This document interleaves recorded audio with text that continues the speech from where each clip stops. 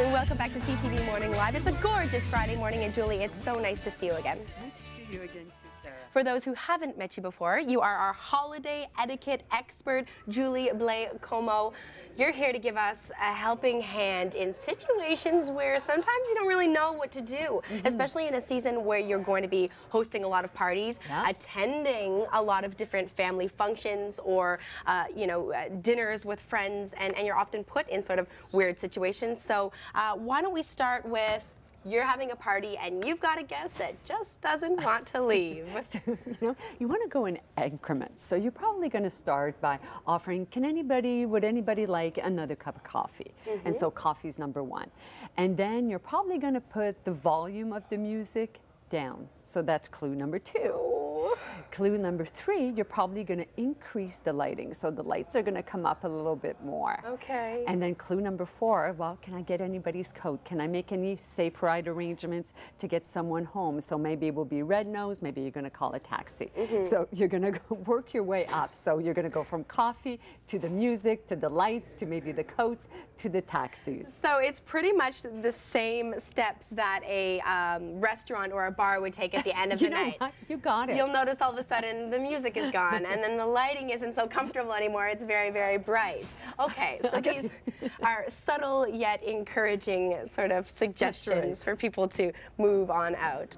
Now, you've also got on your list when you're invited to a traditional Christmas dinner and you're a vegetarian. Yeah, it could happen. What do you first do? year. Well, you would let state? them know ahead of time. Okay. Yes. And people often ask, like, whose responsibility is it? Is it the host? Is it the guest? Well, foremost, as a host, I have a responsibility to make sure that everyone is safe.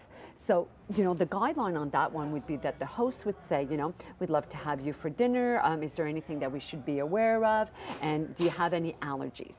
Now, as a guest, if it's going to be a very small group and I'm a vegetarian, I'm going to let them know ahead of time. And I'm going to say, I'm a vegetarian. Can I bring maybe a vegetable stuffing? Can I contribute maybe a quiche on the side or something like that? So you offer to bring your own vegetarian substitute instead of asking them to prepare something separate? Yes, absolutely. And if it's something that's quite large, maybe there's going to be like 25 people, and you're just going in for a holiday cheer and some, nibbles or something like that, there would be no need to announce it, except if it was an allergy, something medical. Okay. Something medical, because your host must know. You think about like the peanuts, you think about like any seafood and how fatal it can be.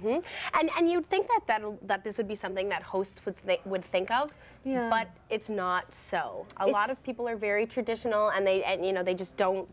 Sometimes it just slips your mind too. Yes, and now it's a lot more common, Think when you go to school to pick up your little one, and how many photos do you see, like by the side of the door? When I was going to school, we didn't talk about that. And even when I was in elementary and high school, you saw one or two photos, and all it said was be cautious that this person is allergic, not don't bring it at all. Yes, absolutely. So, foremost, the responsibility is with the host.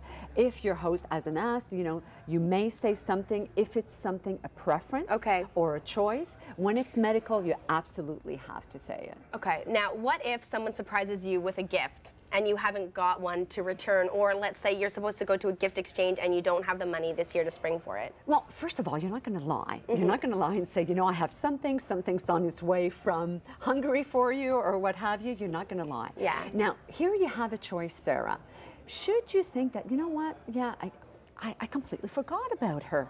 So then you may offer something. If you offer something at a later time, keep in mind that you may be starting a brand new tradition. So that next year, you'll have to include that person in it. And, there's something last year we had talked about, pre-gifting. I love to pre-gift. And, stores like Chapters, they have lovely hostess gifts, and you can have a couple on the side so that when that happens, there you go. Okay. Thank you so much for coming in and chatting with us today. I know there's so much that we could... Etiquette Julie on Twitter. We could cover exactly, Find Julie on Twitter.